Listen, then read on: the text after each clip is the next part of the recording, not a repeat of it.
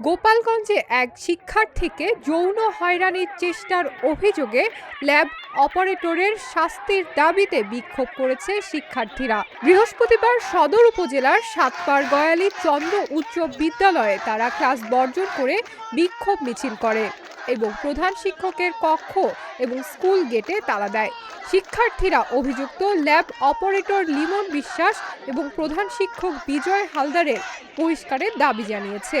জানা গেছে, গত ৩ ফেব্রুয়ারি স্কুল ছুটির সময় ল্যাব অপারেটর লিমন বিশ্বাস নবম শ্রেণীর এক ছাত্রীকে যৌন হয়রানি করে।